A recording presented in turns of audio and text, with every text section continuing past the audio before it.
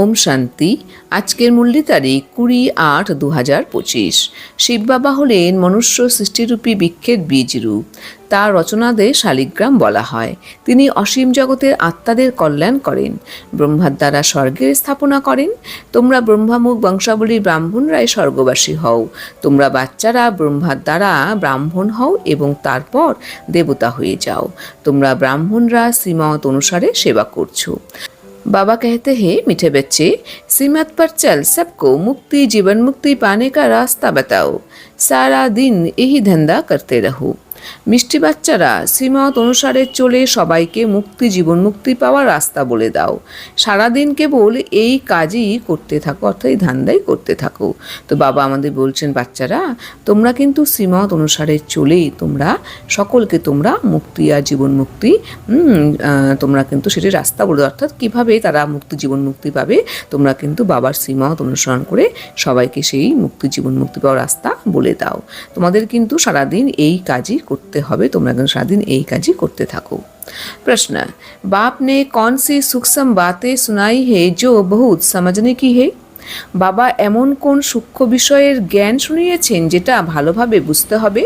উত্তর, सतयुग अमरलोक है, वह आत्मा एक चोला बदल दूसरा लेती है, लेकिन मृत्यु का नाम नहीं, इसलिए उसे मृत्युलोक नहीं कहा जाता। शिव बाबा की बेहद रचना है, शिव बाबा की बेहद रचना है, ब्रह्मा की रचना। इस समय सिर्फ तुम ब्राह्मण हो। त्रिमूर्ति शिव कहेंगे, त्रिमूर्ति ब्रह्मा नहीं। ये सब बहुत सूक्ष्म बातें बाप ने सुनाई। ऐसी ऐसी बातों पर विचार कर बुद्धि के लिए स्वयं ही भजन तैयार करना है। সত্যযুগ হলো অমরপুরী, ওখানে আত্মা একটা শরীর ত্যাগ করে অন্য শরীর ধারণ করে, কিন্তু মৃত্যুর নামও সেখানে থাকবে না, তাই ওই দুনিয়াকে মৃত্যুপুরী বলা হয় না। শিব বাবার রচনা সীমাহীন। বর্তমান সময়ে কেবল তোমরা ব্রাহ্মণরাই হলে ব্রহ্মার রচনা। ত্রিমূর্তি শিব বলা হয়, কিন্তু ত্রিমূর্তি ব্রহ্মা বলা হয় না। বাবা এইসব সূক্ষ্ম বিষয়ের জ্ঞান শুনিয়েছেন। এইসব বিষয়ের উপর চিন্তা করে নিজেকেই বুদ্ধির জন্য আহার প্রস্তুত করতে হবে। তো বাবা আমাদের বলছেন যে সত্যযুগ হলো অমরপুরী, ওখানে আত্মা একটা শরীর ত্যাগ করে অন্য শরীর ধারণ করে, কিন্তু ওখানে কিন্তু মৃত্যুর কোনো নাম কিন্তু উল্লেখ হবে না, সেখানে কিন্তু মৃত্যুর কোনো নাম থাকবে না। এই কারণেই কিন্তু ওই দুনিয়াকে মৃত্যুলোক বলা হয় না, অমর লোক বলা হয়ে থাকে। বাবা রচনা হলো সীমাহীন।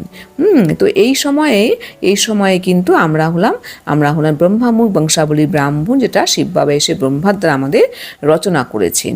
ত্রিমূর্তি কিন্তু শিব বলা হয়, কোনো সময় কিন্তু ত্রিমূর্তি ব্রহ্মা বলা হয় না।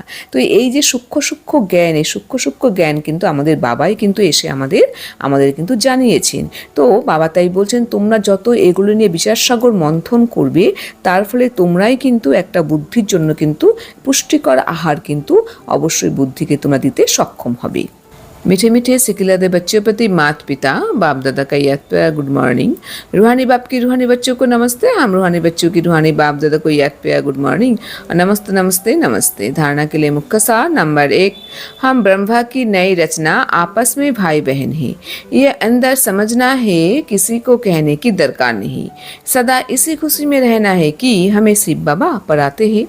আমরা হলাম ব্রহ্মার নতুন রচনা, অর্থাৎ পরস্পরের ভাই বোন।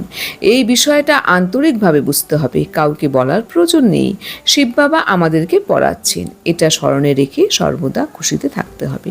তো বাবা আমাদের বলছেন যে আমরা হলাম ব্রহ্মার নতুন রচনা। ব্রহ্মা বাবা এসে আমাদের ব্রহ্মামুখ বংশাবলী ব্রাহ্মণদের রচনা করেছেন, তাহলে আমরা হলাম পরস্পর ভাই বোন। যখন আমরা এই জ্ঞানটি নিয়ে বসবো, যখন জ্ঞানটি শুনবো, তখন কিন্তু আমাদের সেই একে অপরের প্রতি কিন্তু আমাদের সেই দৃষ্টিকোণ থাকবে যে আমরা হলাম পরস্পর ভাই বোন। তার ফলে কিন্তু দেখবো আমাদের মধ্যে কোনো বিকারী দৃষ্টি আসবে না। তো বাবা তাই বলছেন যে এই বিষয়টা আন্তরিকভাবে বুঝতে হবে, কাউকে কিন্তু সেভাবে বলার প্রয়োজনীয়তা নেই। শিব বাবা এসে আমাদেরকে পড়াচ্ছেন, এটা যত আমরা স্মরণে রাখবো, তার ফলে কিন্তু আমরা অবশ্যই সর্বদা খুশিতে থাকতে পারবো। নাম্বার 2, खान पान के हंगामों में जस्ती नहीं जाना है। हवच लालच छोड़ बेहद बादशाही के सुखों को याद करना है।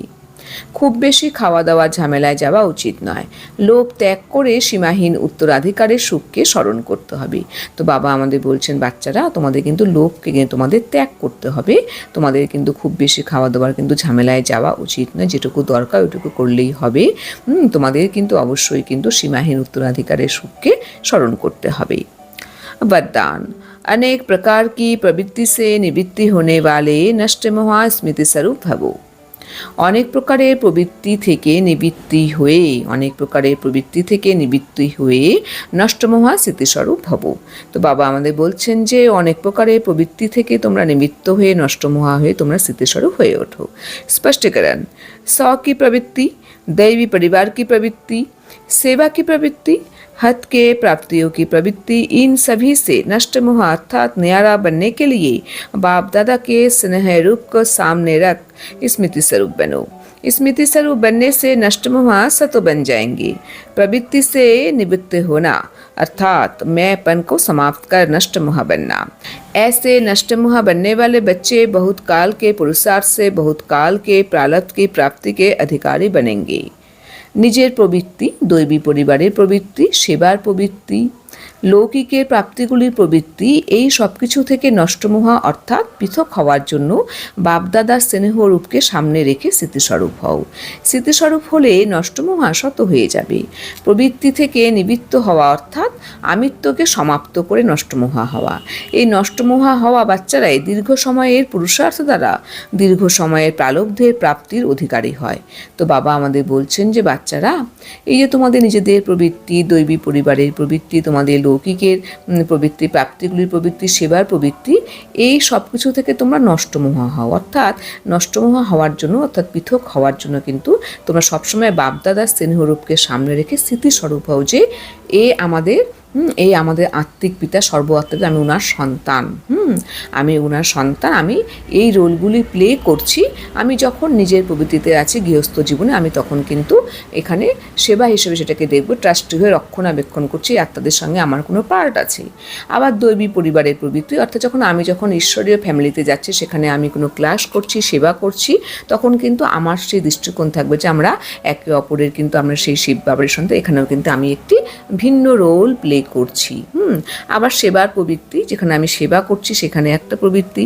আবার যে লৌকিক পরিবারের যে আমাদের লৌকিক যে প্রাপ্তিগুলির প্রবৃত্তি, তো এই সব কিছু থেকে আমি যত নিজেকে নষ্টমোহা রাখার জন্য কিন্তু বাবার স্নেহরূপকে সামনে রাখতে হবে। অর্থাৎ সবসময় নিজের আত্মিক স্বরূপে নিজেকে টিকিয়ে রাখতে হবে। আমি যত সেই স্মৃতিস্বরূপে থাকবো যে হু অ্যাম আই, তার ফলে কিন্তু আমি নষ্টমোহা সহজেই কিন্তু হয়ে যেতে পারবো। কারণ প্রবৃত্তি থেকে নিবৃত্ত হওয়া অর্থাৎ আমিত্বকে সমাপ্ত করে নষ্টমোহা হওয়া, অর্থাৎ আমিত্ব ভাবকে সমাপ্ত করে দেওয়া, যে আমি আমার এই যে আমরা এগুলোর মধ্যে আটকে আছি, এগুলোর থেকে নিজেকে বন্ধনমুক্ত করে দেওয়া। তো এই নষ্টমোহা হওয়া বাচ্চারাই কিন্তু, বাবা তাই বলছে, নষ্টমোহা হওয়া বাচ্চারাই কিন্তু দীর্ঘ সময়ের পুরুষার্থের দ্বারা দীর্ঘ সময়ের প্রারব্ধের কিন্তু তারা প্রাপ্তির অধিকারী হয়ে যায়। স্লোগান। कमल फूल समान न्यारे रखो तो प्रभु का प्यार मिलता रहेगा। কমল পুষ্পের মতো পৃথক থাকো, তাহলে প্রভুর প্রেম প্রাপ্ত হতে থাকবে। কমল পুষ্প অর্থাৎ পদ্ম ফুলের মতো। আমরা পদ্ম ফুলকে কি দেখি? পদ্ম ফুল কিন্তু পাকের মধ্যে পড়ে তাকে পাক স্পর্শ করতে পারে না। তো আমরাও জানি যে এখন এই দুনিয়াটা কীরকম হয়ে আছে। তো আমরা যত পদ্ম ফুলের মতো নিজেকে আমরা রাখতে পারবো, তার ফলে কিন্তু আমরা কিন্তু অবশ্যই কিন্তু প্রভুর প্রেম অর্থাৎ বাবার কিন্তু আমরা স্নেহ প্রাপ্ত করতে সক্ষম হব। ওম শান্তি।